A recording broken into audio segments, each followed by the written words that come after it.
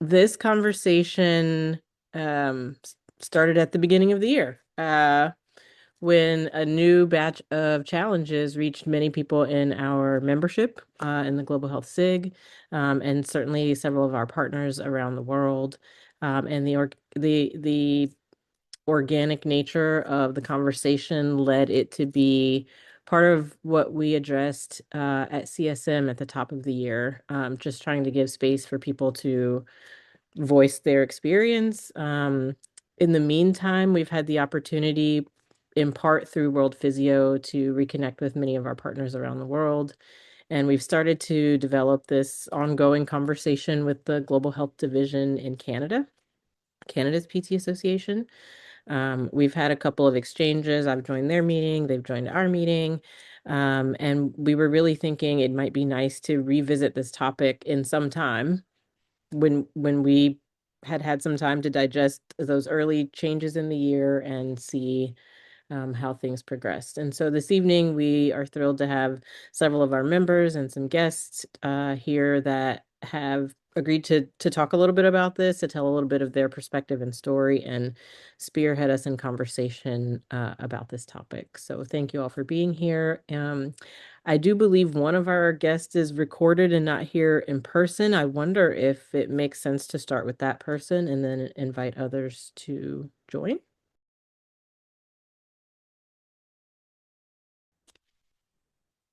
Hello, my name is Lori Baxter. I'm a physical therapist and a public health professional. I currently work as a disability inclusion and early childhood development consultant. While my work is related to rehabilitation and particularly pediatric rehabilitation, I do not work clinically anymore. I work for international non-governmental organizations, or INGOs. Most of the organizations and the clients that I support are working either in mainstream capacities, meaning that they help, for example, Save the Children as an organization that works with all children. Or I've also worked with disability-specific international non-governmental organizations, such as Humanity and Inclusion, formerly known as Handicap International.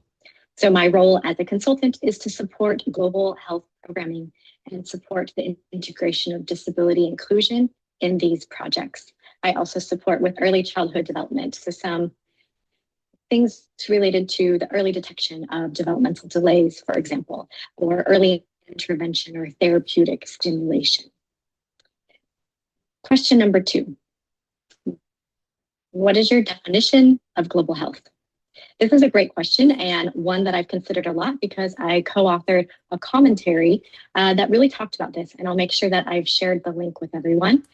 I think that global health is public health everywhere. So it's not considering countries or boundaries or domestic versus international, but instead it's thinking about equity in addition to geography. I believe that global health is thinking about the ecosystem. It's the health problem. It's the people that are experiencing, preventing, solving, and studying these problems, and that these people are interconnected and they cross national boundaries. So it's not a domestic versus international, but rather an everywhere. Global health is everywhere. And I really think that in global health, part of having good governance means that we're using the local expertise to solve global health challenges. We're usually using locally appropriate and sustainable technologies, knowledge exchange programs across countries and across communities so that they can help to play this very important role in delivering public health everywhere. So question number 3, how did I get involved in global health? So if I back up, what was physical therapy? I was a teacher. I was involved in the Teach for America program, and I taught bilingual first and second grade on the Texas and Mexico border. Through that experience, I really got to see firsthand what socioeconomic factors can play a role outside of the classroom doors. In my experience, that was as a teacher, what were some of the challenges that my students were facing before they even entered the classroom? Now, I always knew I wanted to go to physical therapy school, but that experience made me want to do something a little broader. thinking about what about patients that can't enter the clinic doors, or they are admitted to the hospital and need rehabilitation, but they don't have insurance, or they don't speak the same language as the providers. So my interest in public health and in global health really stems from that experience on the Texas-Mexico border as a teacher prior to attending physical therapy school. I was fortunate to be involved in the first cohort of Doctor of Physical Therapy, Master of Public Health dual degree students at Emory University. And I really had a chance from my early days as a student of getting to integrate these two disciplines. Question number 4. What are the opportunities and barriers to capacity building for global health?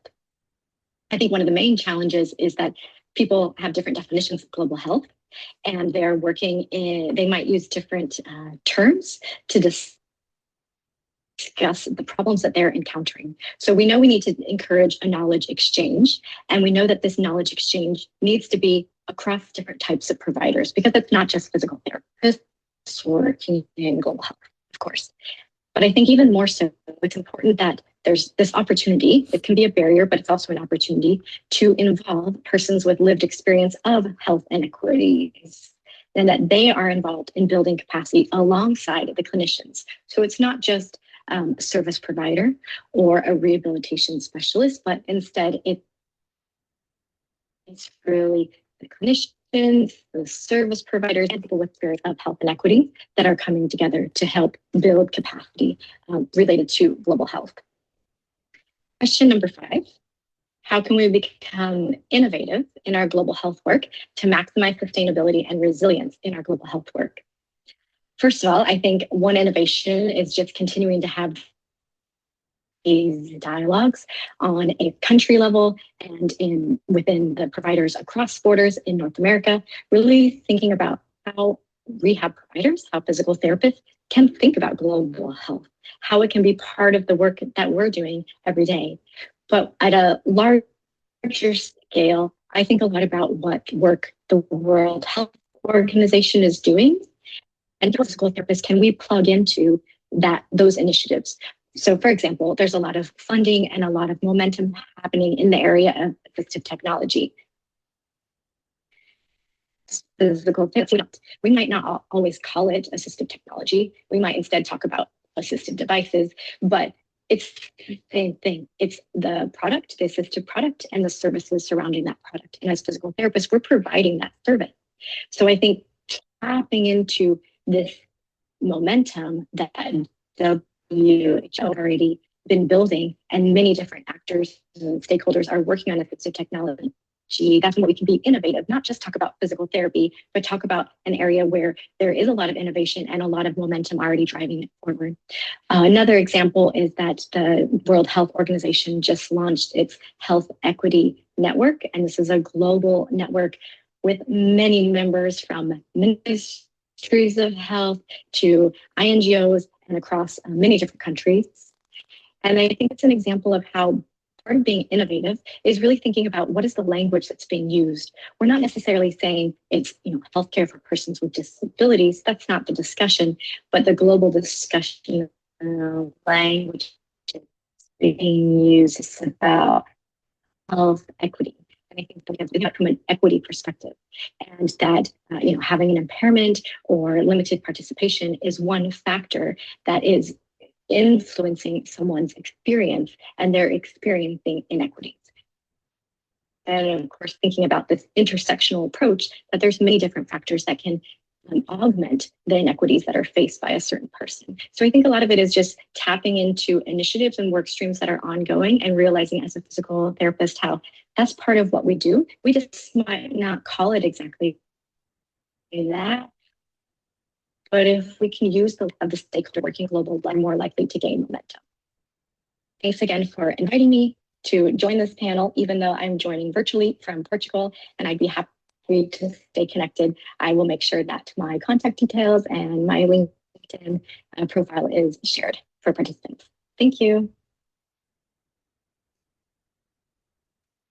And thank you to Lori and to Kathy for arranging for that.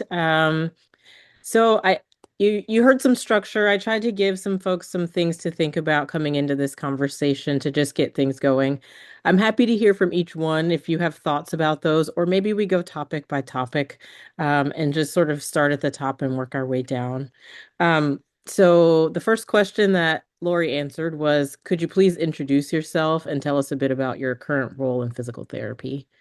Jeff, would you start us off?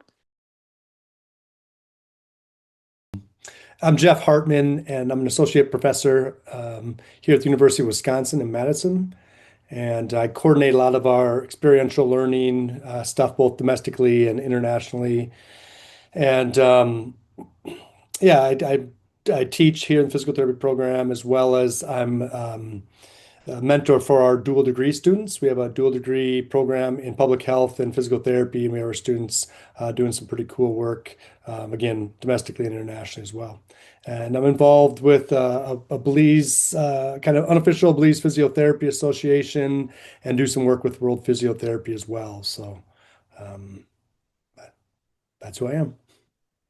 Excellent. Thank you so much. I'll pass it along to April. Same question. Introduce yourself and tell us a little bit about your role as it relates to PT. Thanks for having me as a non-PT here. So I always feel welcome. So I know a lot of you, most of you, but I'm the executive director of Health Volunteers Overseas. And so we've been for 40 years next year, 40th anniversary, involved in global health capacity building. So teaching, training health professionals in low resource countries, and rehab, previously physical therapy, but then we transitioned as an organization years ago to the larger umbrella term of rehabilitation, is one of our stronger, program areas. And so our focus is really the ground up, sometimes top down if we're working with the Ministry of Health or government, but really coming into a country, to a hospital, to a clinic, and aligning with what their needs and their priorities are in terms of education. So I've been at HBO for 15 years, and plan to stay around, and we've been doing that for a long time. And APTA is one of our longtime partners, and your members are the strongest sort of cohort of volunteers that we have. Decades of a commitment from people on this call, like Jenny and Kathy, that have been involved for a very long time. So I'm honored to be here. Thank you. Thank you too. It's our honor to have you. Alec, how about you? Could you introduce yourself and tell us a little bit about your role? Thank you very much for the invitation. This is a impressive group, and appreciate what you guys are doing. I am a physical therapist living in Anchorage, Alaska.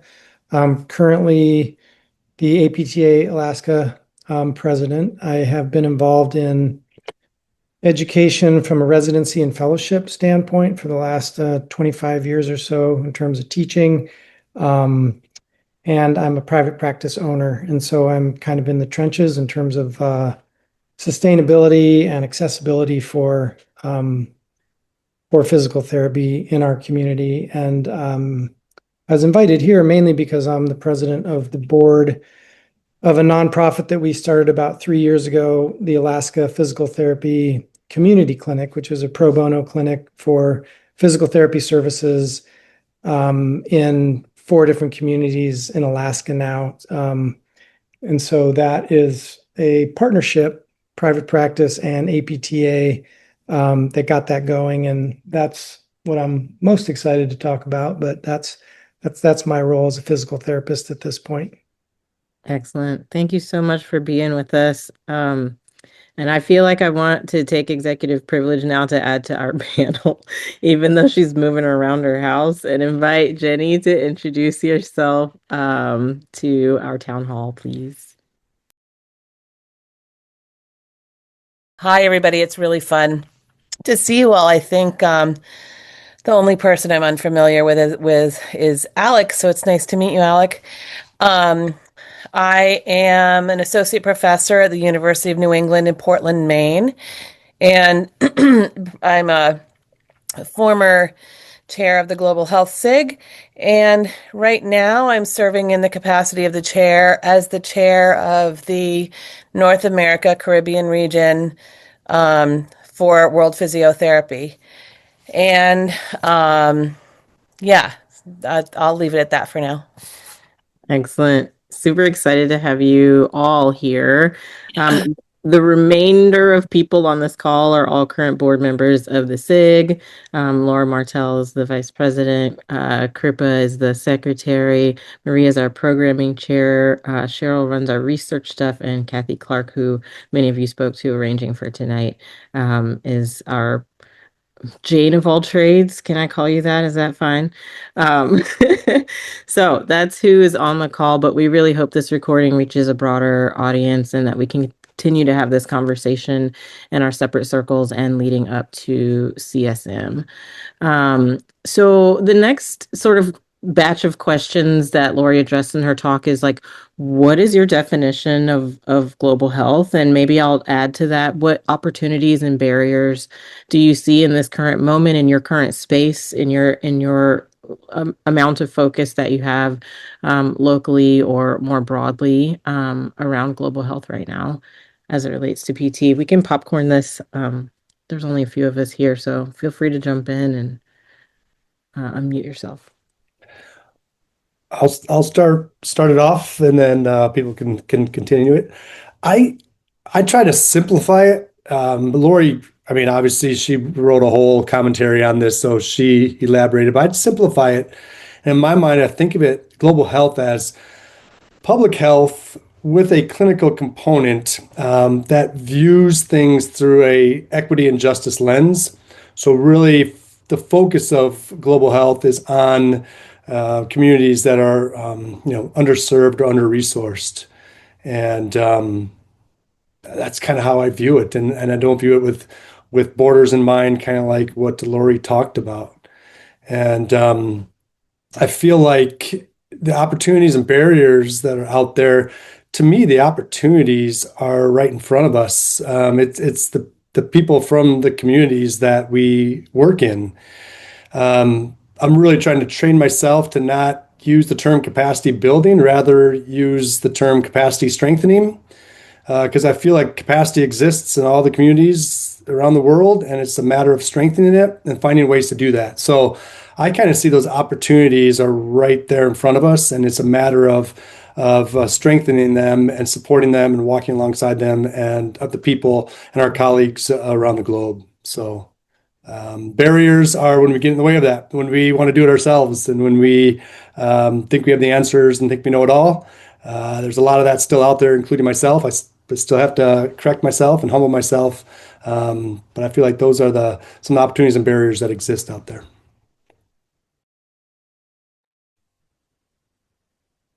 Yeah, that resonates really strongly. Just on a personal note, I made a life change in the last year and I moved back to my hometown. And it's been really interesting sort of getting to know an old place anew, right? Because I could easily drop in and be like, oh, I know this place. I lived here for years. But it's been years since too, and places evolve just like people do. So I appreciate that struggle in real time, very locally.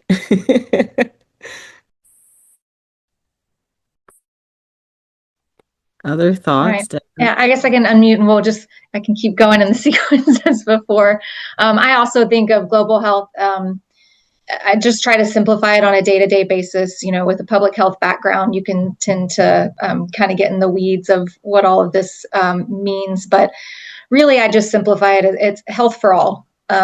It's just achieving health for all. And within that, and key that Jeff and Lori said, is just equity. And that's in accessibility and quality, right? So ensuring that people can access healthcare locally, but that healthcare is also high quality healthcare.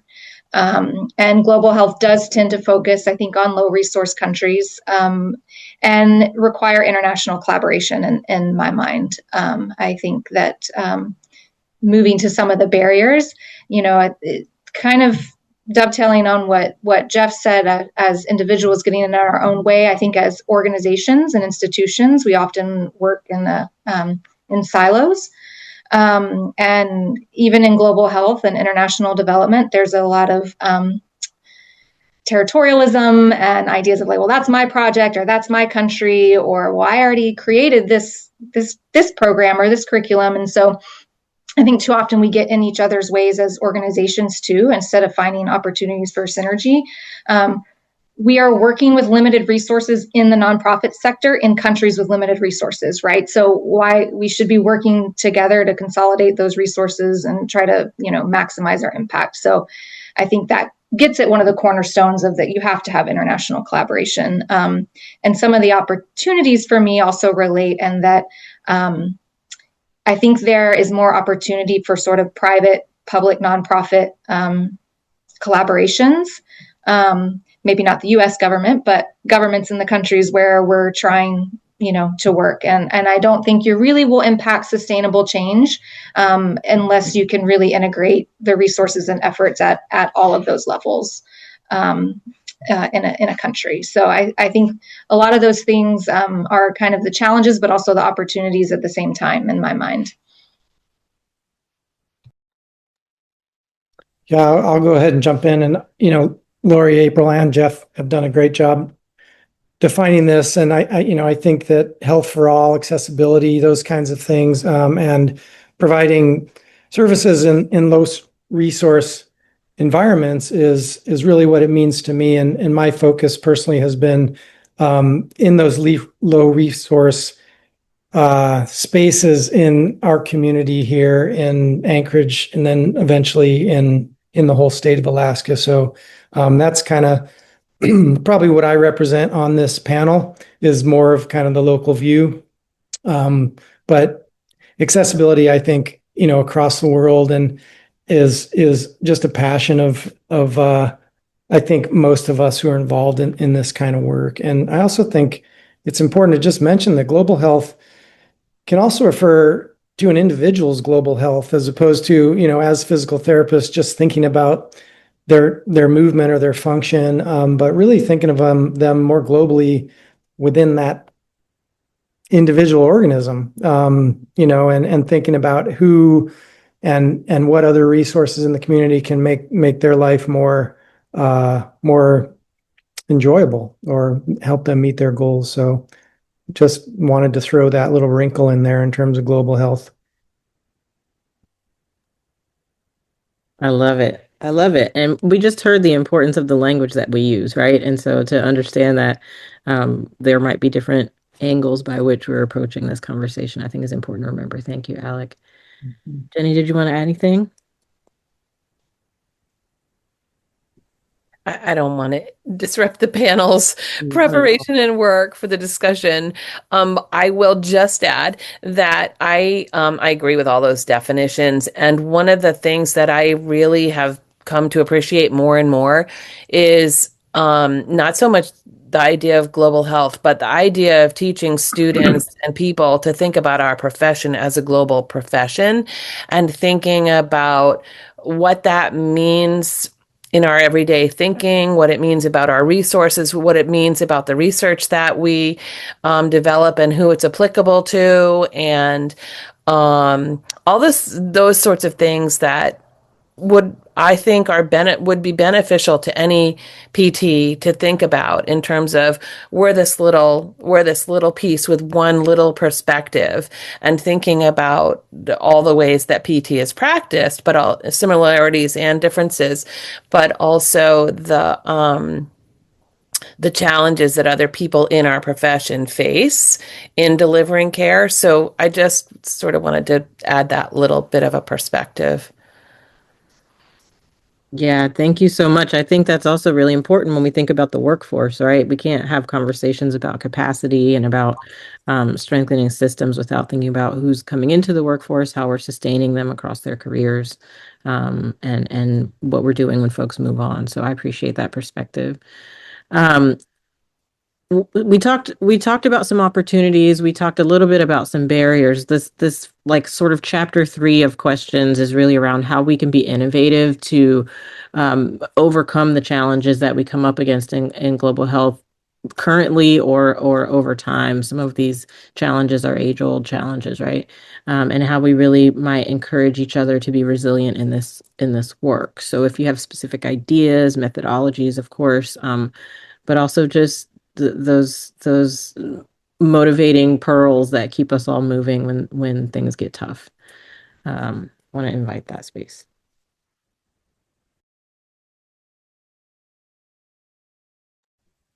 Well, I'd love to talk about what we've done here in Alaska. It's something that we're really proud of. You know, when I first moved to this community in the early 90s, I volunteered at a physical therapy pro bono clinic at the Anchorage Neighborhood Health Center, which was largely established by Kathy Clark, coincidentally. That was run out of that community clinic and kind of fizzled for whatever reason. And they built a new building, and we, meaning me and some other passionate people interested in getting it going again, talked to them. And it was just really hard to get anything going with an organization like that. They had challenges in terms of, you know, their billing structure and their licenses to provide care in that space.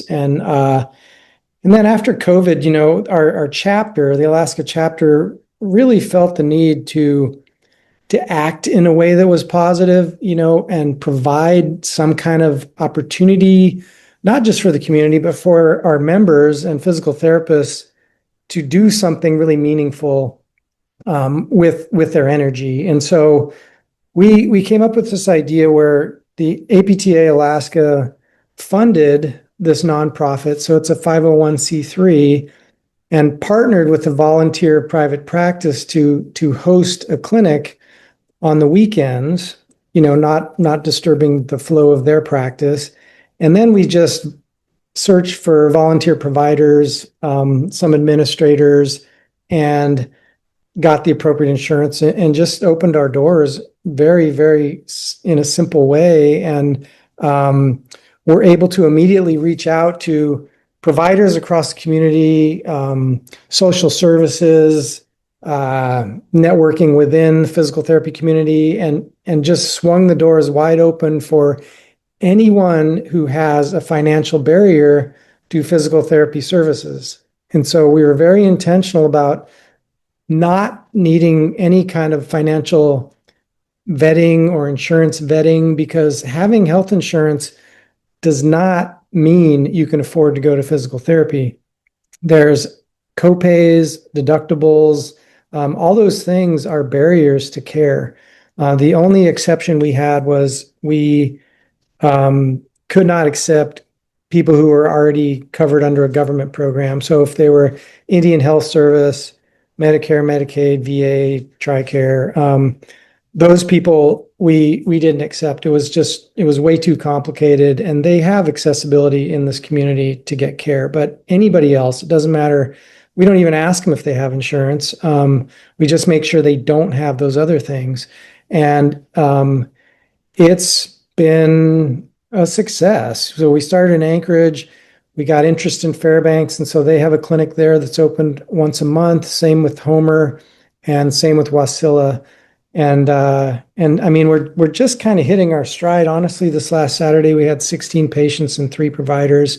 We added an every other Thursday evening for ease for providers to volunteer, and also some patients who, you know, couldn't get out of work to go to PT. And so it's very simple, and we've been trying to spread the word. I've spoken at some conferences. We've spoken actually in this academy at CSM. We did a presentation about it in a 5x5 kind of thing. And really, it would work best in this country in rural places, because a lot of urban places have some PT pro bono thing, usually at a university, but not always. A lot of our early learnings about this was from people involved in your academy, for sure. I don't know if it's an actual SIG, but there's some little pro bono world in your academy. And I talked to many of those people, but none of them had something exactly like we set up. And ours really is clean. All you need is a supportive chapter and someone to donate space, and you can open a clinic anywhere. The insurance is not a lot. We've done, we get plenty of money now just from volunteers, although I'm not supposed to say that we have enough money, right? We're always looking for more. But now we're at the point where we will, because we require providers to have their own malpractice insurance, and now we'll pay for that, to incentivize people to come. We'll give, $25 coffee cards to every provider who comes. And it's I just really believe that if it was the right synergy of a chapter that was interested, private practice that was open to it, this could be scaled and duplicated, and so that's really the reason I agreed to be here, because you never know who you're going to connect with and who might think, wow, that might work in my community or this community. So I certainly don't want to monopolize, but I absolutely wanted to make sure I had the opportunity to talk about our program, because I really am proud of what we've done as a group, and we just have a great team, and it's been really successful. And I'm so glad that you did, Alec. That's exactly the reason that we wanted you here to share that perspective. We often talk about how global health is local as well. That doesn't always hit home in the way that it does in your model. So I appreciate the attention to the role of the chapter, as well as the practice owner, and not just leaving it all to the students, right? Because students grow up and get other priorities and don't necessarily end up being in a position to provide those student-based programs. So we need everybody. Right. Thank you for that. Other thoughts about approaches to resilience, to sustainability, to navigating emerging challenges? Certainly this is open to the panelists, but with 20 minutes left in our hour, I'd love to open this up to anybody as well.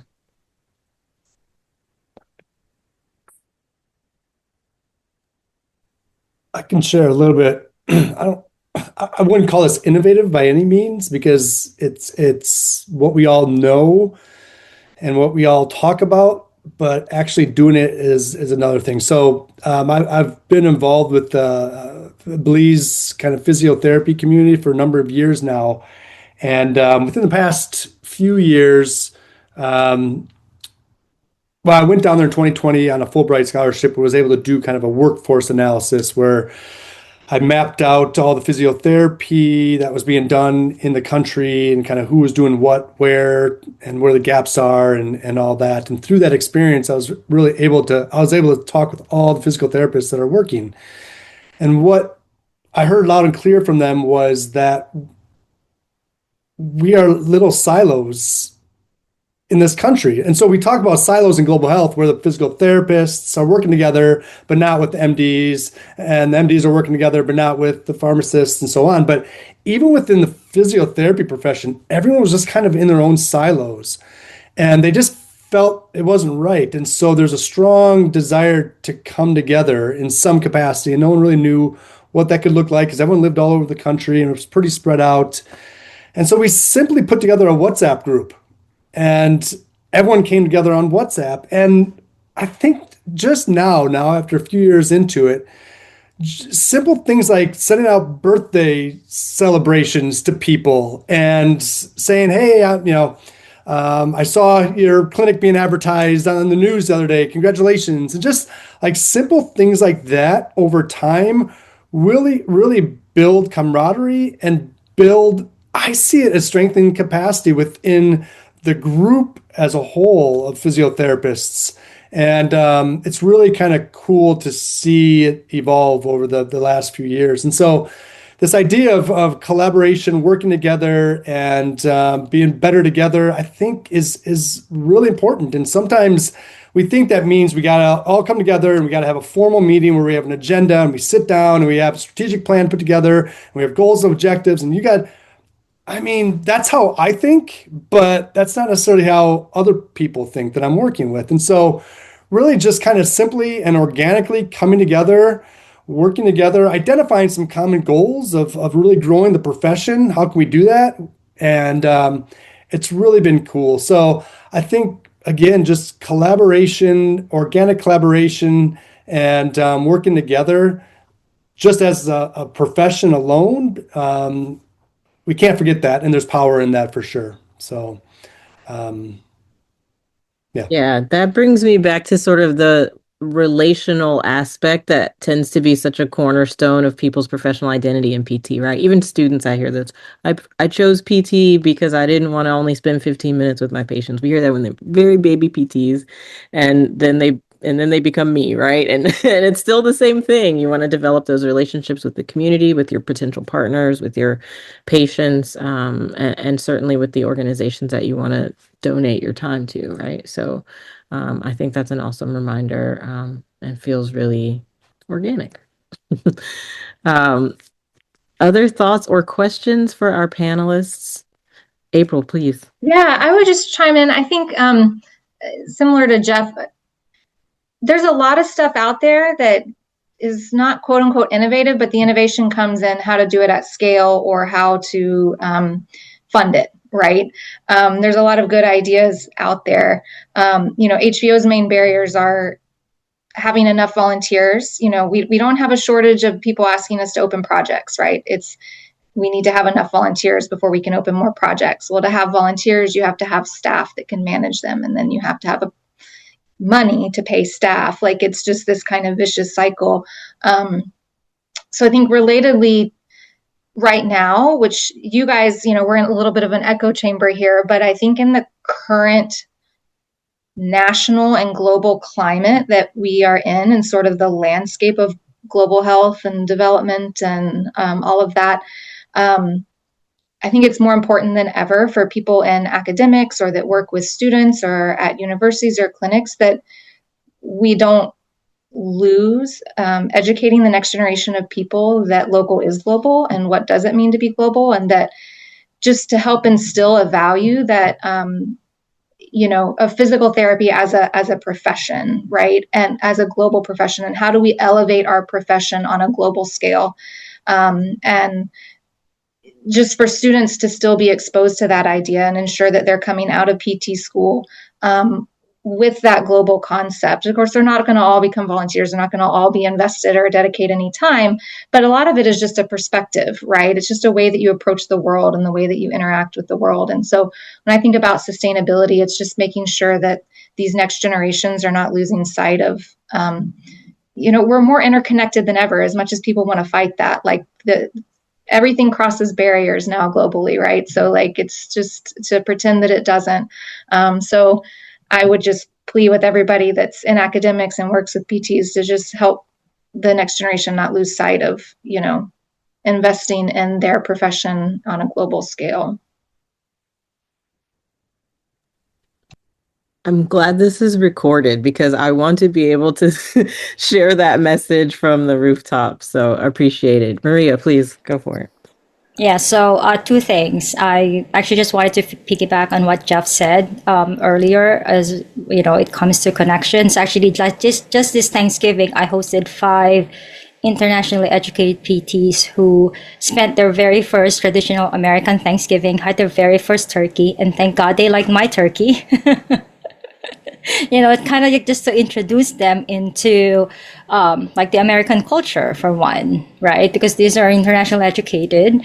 And I think it's very important for them to understand what the local at this point in time is the American culture, different or the same that may be from theirs. And the other thing is that, and actually that really helped. That always helps, because from there spans the conversations, on professional advocacy, of course, to, ethics in the workplace, to a lot of other things and dilemmas they're actually coming across with, also as a result of, their migration, right? And especially the immigration instability right now, which we haven't even talked about, but is actually very much felt within our profession, given that almost 20% of 13% actually of our PTs are actually internationally educated. The other thing is that, as April was talking to a while ago, Like I personally, so we have a private practice in 2 locations in New Jersey. So New Jersey, specifically Jersey City, is the most culturally diverse mid-sized city in the United States. So we're actually talking about multicultural, global within a community. So what I've actually been doing in the past 10 years is volunteering as part of what we call a wellness ministry in a couple of churches within our communities. And that's actually how I collaborate within the local network. As much as I would like to, Alec, I'm actually like, okay, that's actually my dream goal. You know, when my kids are done with school, we can only open up a few spots of pro bono in a private practice right now. But my dream goal would that be, you know, like in the future. But for now, the most that we're doing is actually collaborating, like I said, with the wellness ministry in a couple of churches in Jersey City. That way, we actually do the things that they wanted to do for the local community, but really doesn't have, I guess, I would say expertise as much as we physical therapists do. So what would that be? You know, like in the fall prevention and recovery, right? And in the spring, getting them out there. I've actually started designing a program actually built for women of all ages, because they also have, I'm partnering it with the local parishes programs for their lifespan. So I'm trying to introduce physical therapy within the community without selling physical therapy per se, because at some point in time, you know, like the image of the image of physical therapy and the physical therapist becomes the face of who we are in the community. You know, I hope that by the time they actually think about, you know, like physical therapy per se, they already have a picture of, okay, this person is going to, you know, help me.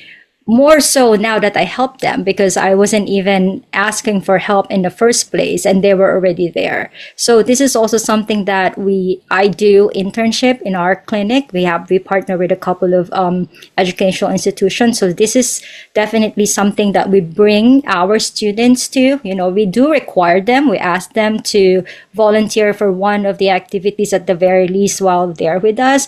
That way they can actually really see like the community as it is. So that's just something that I wanted to share. I love it. And I see Alex got something to respond. Yeah, I just want to say, Maria, you know, if you even have aspirations, then I feel like I'm glad I was here, you know, just to even put the idea out there, and don't think that you have to do the work. You know, being a visionary doesn't mean you have to be the one doing all the work. If you can coordinate something like this, it's all about just finding providers. And can you imagine being able to ask your PT community, hey, anybody want to volunteer at this pro bono clinic? I mean, you're gonna get the cream of the crop in terms of people with the biggest hearts, you know, coming out, and all you have to do is basically set up the structure. So I put my email in the in the chat just in case you want more information, but just that it got your attention is great. No, thank you for that. That already my eyes kind of pop. I'm like, So thank you, Alec. Mine too. I love that. That's exactly what this is about. Jenny, go ahead. I'm just like, my wheels are spinning about the idea of the association being involved. I think that that's a new idea for me, and it's so that's very cool. And I think what happens with the university model of pro bono clinics, it's either on the students or it's on the faculty, and the faculty doesn't have the capacity. And this, you know, kind of thinking from an association partnership with a university or with a practice, like you mentioned, is so cool. And also it gets me thinking about association development in general, which is, as April and all of you guys know, this is a challenge all over the world, strengthening associations, finding new things for associations to do that are dynamic and get their members involved is a big deal, I think. So I just wanted to say what a cool idea that is. And like I said, my brain is spinning about that. Well, in my mind, it was equally, you know, valuable for the providers as the community for engagement in our chapter, because, you know, that's one of our missions. And to provide the opportunity to help people who really need it is a feeling that you can't buy or give. You can only experience it. And so it works both ways. It's the caring relationship nurtures both directions, and so it's an easy sell for physical therapists. I mean, that's why most people went through the hassle of becoming a physical therapist, was so they can help people. And I'm sure that's what this SIG, capitalizes on for sure. Yeah, it also makes me think about this idea. Again, we sort of have this ethos as a profession about being community oriented and wanting to give. And certainly there are many of us that work for universities or institutions that have some infrastructure around this, but there are lots of us who don't. And those people often find themselves volunteering or contributing in some other way, right? I'm thinking about a cousin that's also a physical therapist, but who's never been a faculty member. And she and I were able to do, Maria, you were talking about working with a couple of churches. We noticed how our ushers in our church were helping elderly people up and were terrified that someone's shoulder was going to get dislocated. So we decided to have a workshop about how to assist people in moving, right? So it wasn't this grandiose, like labor intensive, money draining thing. It was just meeting a community's need. And so I love if the association is able to provide structure for that person in the community who's willing to give their time and skill set, right, to the community to meet a need. So I'm loving the fusion of all these ideas. And actually, just wanted to add, I know we have a very robust pro bono, used to be a SIG, but now I think they are no longer a SIG, but is now kind of like an independent, like structure still within the APTA, but they are very active. Yeah, the Pro Bono Network is their title. I think technically they are still a SIG within ALI, but they have their own platform, conference, network of people. The students at my school participate in their conference. It's an awesome community. Yeah. Other thoughts, other questions for our panelists, other ideas that are sparking in someone's brain? I was in a oh, Sorry, I have a question, but go ahead, Jeff, after you. Mine's a different avenue. I don't know. Is yours related to what we've been talking about?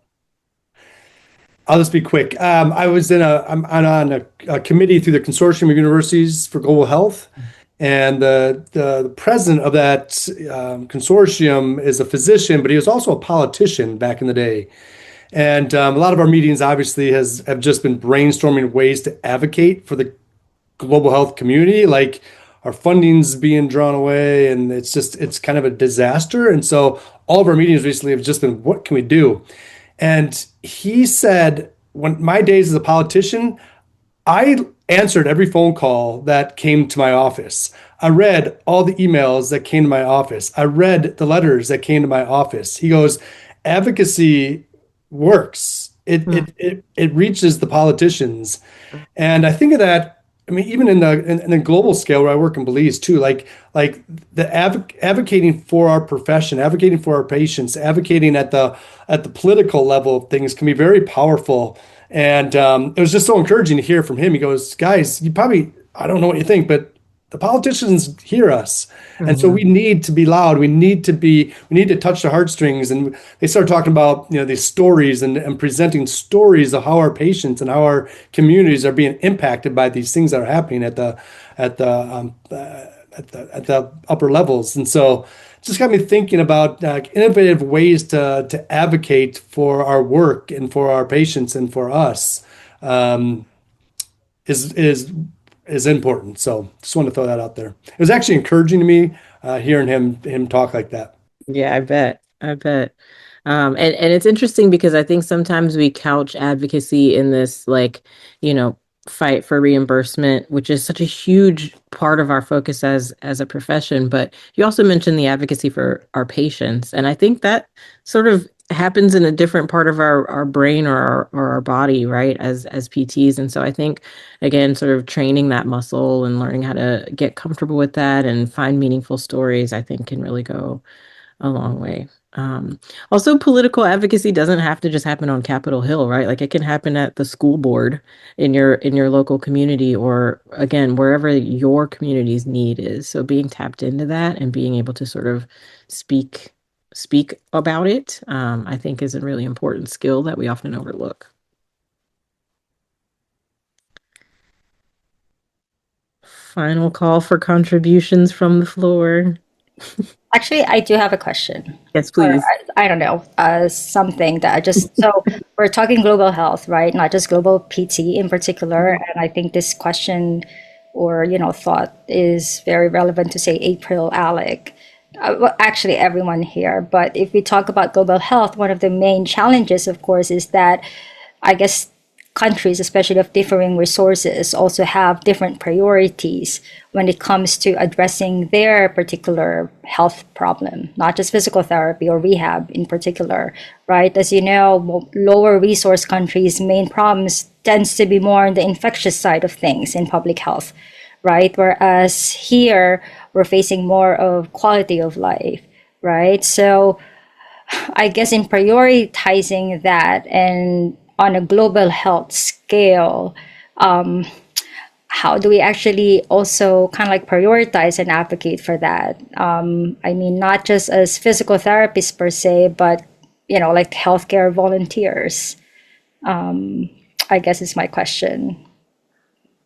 I'll chime in with a few thoughts. It's a very loaded question with lots and lots of answers. I think Jenny's comment about professional associations, building up associations in international in different countries that can help advocate for their profession and sort of elevate themselves as a critical part of an interdisciplinary team is one piece.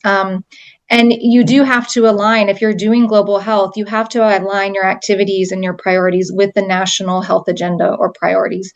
Where's the funding and what's the priorities of their Ministry of Health? And how can you align with that? There is some fairly robust data that's still being built. I mean, there's just, this is another thing that research isn't innovative, but it would be innovative if someone actually did substantial amount of research sort of in global rehab and statistics and needs. But there is a lot of data coming out of just basically the impact of disability on the economy. And so like investing in the rehab gets people back to work and it gets money back into the economies. And so there's a direct impact to that bottom line and the economics of a country, which I think is oftentimes the driver of many of these decisions. If they're funding, a lot of, as you said, for infectious disease and other things, but just really trying to elevate the conversation around how impactful disability is on a community and on a country can also help sort of highlight the role of rehab and getting people back, back to work and back to their families.